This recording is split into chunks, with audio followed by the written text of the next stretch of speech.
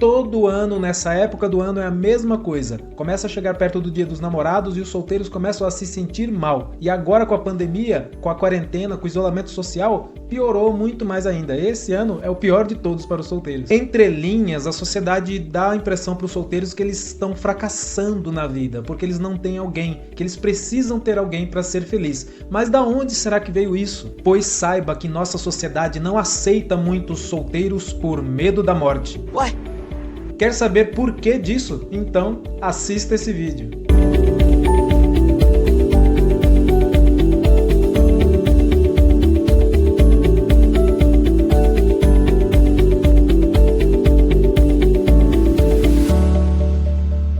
Se você prestar bem atenção, a sociedade não pega só no pé dos solteiros, pega no pé de todo mundo que não se reproduz, não constitui família. Pode reparar que a sociedade pressiona a gente para constituir família. Na pré-adolescência e na adolescência, vem os adultos perguntar pra gente: e aí, quando vai arranjar o primeiro namorado ou namoradinha? Tem que arranjar um namorado, tem que arranjar alguém. E fica aquela pressão para a pessoa namorar. Depois que a pessoa namora, começa a perguntar: e aí, quando que vocês vão noivar? Aí quando noiva, e aí quando vocês vão casar? Depois que casa, e aí quando vocês vão ter filho? E quando tem o primeiro filho, e aí vai ter o segundo, vai ter o terceiro, vai ter o quarto? Aí quando já tá cheio de filho, aí começa a perguntar pro filho mais velho, né, que já tá ficando pré-adolescente: e aí quando você vai arranjar a primeira namorada? E começa tudo de novo. Mas por que essa obsessão da humanidade com a reprodução? Nos últimos 100 mil anos, nós nos organizamos como humanidade em grupos relativamente pequenos, eram grupos de centenas de pessoas, eram tribos, e essas tribos guerreavam entre si. Uma das coisas mais fáceis para uma tribo ganhar da outra é ter um número maior de indivíduos. Se ela tivesse um exército maior, por exemplo, uma tribo tinha 200 soldados, a outra tinha 100, provavelmente de 200 soldados vai ganhar da que tem 100, porque vencer de um exército o dobro maior, o triplo maior, é muito difícil. Guerreiros! Seremos 300 contra 30 mil persas! Então dava muita segurança para uma pessoa viver num grupo grande de pessoas. E para um grupo ser grande num ambiente hostil, como era o planeta Terra para o ser humano, nesses tempos remotos, onde não havia comida fácil, o ser humano não dominava a natureza como domina hoje, doenças e tudo quanto era coisa, é o quê? Fazer muito filho, tinha que ter muito filho. Inclusive, foi a aposentadoria de muita gente por muito tempo. Que antigamente não tinha aposentadoria, eram os filhos que cuidavam dos mais velhos. E como as pessoas iam morrendo muito ao decorrer da vida, né, porque morria-se muito, tinha pouca higiene, a medicina era muito rudimentar e também tinha muita violência, matava-se muito, mas não tanto dentro da mesma tribo, e sim a tribo vizinha vinha e matava todo mundo. Quer dizer, na verdade não matava todo mundo não, matava os homens todos e as mulheres jovens principalmente ficavam vivas. Mas o destino que essas mulheres tinham não era tão diferente do sofrimento da morte. Então uma tribo diminuir a sua população era terrível, era um grande risco, dava medo. Era muito importante que os indivíduos fizessem filho, fizessem filhote, que se reproduzisse, aquela tribo ficasse grande, porque quanto maior a tribo, mais segurança ela teria, porque nenhuma outra tribo ia ter coragem de invadir ela, porque ela era muito imensa. E no caso da proteção da tribo, os homens eram mais importantes diretamente na proteção, porque afinal de contas os homens eles têm mais força que as mulheres, né? Eles pesam mais ou menos 30% a mais, tem 30% a mais de força nos membros inferiores, nas pernas, e 70% a mais nos membros superiores, e naquele tempo a força física era muito importante no exército. Hoje em dia uma mulher pode participar do exército e apertar gatilho, ativar um míssil, uma bomba atômica, mas naquela época não, era na base da clava, da espada no máximo, do machado, então precisava ter braço para lutar. Então os homens eram importantes para essa missão. Então quanto mais homem tivesse numa tribo, mais segura ela estaria. O detalhe é que não adianta você só ter uma boa quantidade de homens, você tem que ter uma quantidade de homens guerreiros, viris, né? E daí vem aquele símbolo da masculinidade. O que é a masculinidade? É um bom guerreiro, um guerreiro que vai defender a tribo. Todas as qualidades de um bom guerreiro que defenderia a sua tribo são as qualidades que até hoje nós identificamos como um homem másculo. Mas para ter um bom guerreiro, esse guerreiro ele tem que estar engajado. E a melhor maneira de engajar um guerreiro é ele saber que ele tem filhos ali diretamente dele, não filho dos outros, filhos dele com alguma mulher. E nesse caso ele precisava saber quem era filho dele, né? Então não dava para todo mundo transar com todo mundo. Tinha que saber qual útero que ele depositou a semente dele para ter os filhotes dele diretamente. Isso ia fazer ele defender a tribo muito mais. E por aí já começa a repressão sobre a sexualidade feminina, porque você tem que controlar o útero, né? daquela mulher para saber quem vai ser o pai dos filhos dela.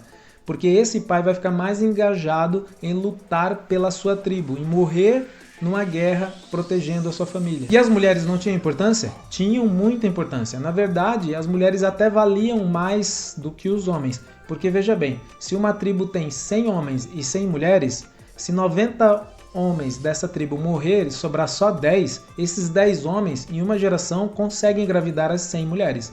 Agora, se morresse 90% das mulheres, ou seja, morresse 90 mulheres, sobrasse só 10 mulheres e com 100 homens para fecundar essas 10 mulheres, não ia adiantar muita coisa.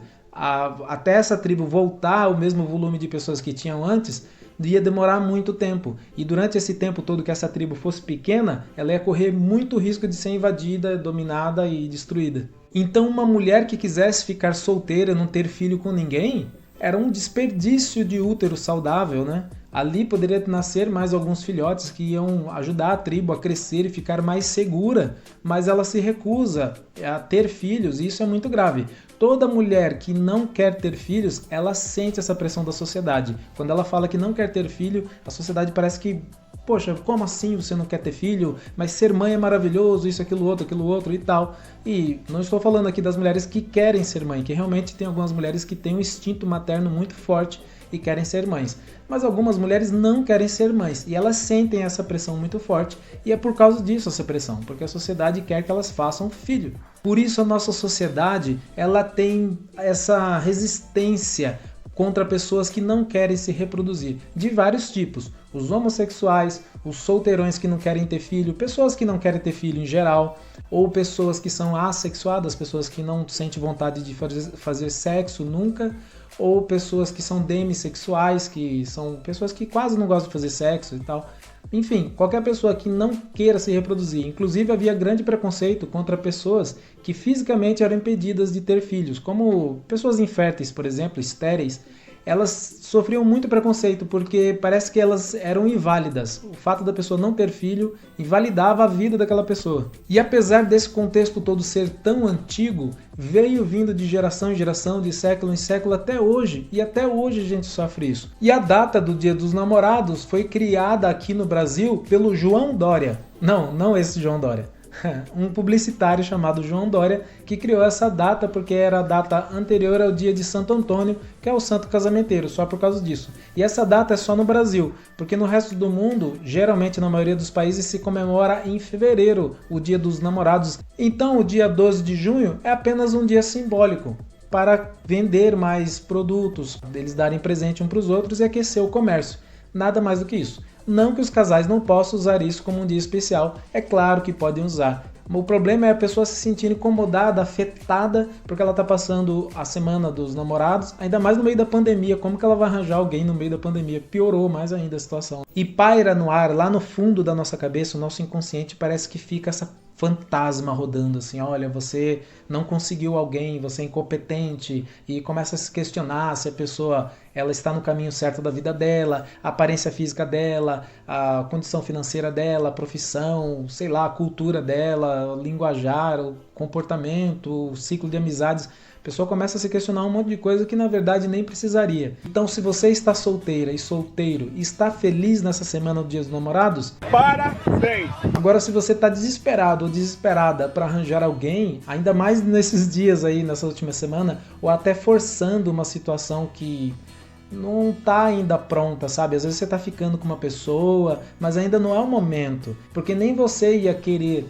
esse ritmo, mas aí você se esforça só para ter alguém no dia 12 de junho. Se você está solteiro ou solteira, está se lamentando por causa disso, não faça isso com você. É apenas uma data, não tem essa importância toda, a não ser que você dê importância para essa data. Lembre-se que solteiros e solteiras bem resolvidos são mais felizes do que pessoas que estão em relacionamentos ruins e estão mal resolvidas. Essas pessoas que têm inveja dos solteiros, né? Elas queriam estar solteiras, mesmo no Dia dos Namorados. Eu espero que esse vídeo tenha lhe ajudado de alguma forma e lembre-se, mantenha a cabeça aberta.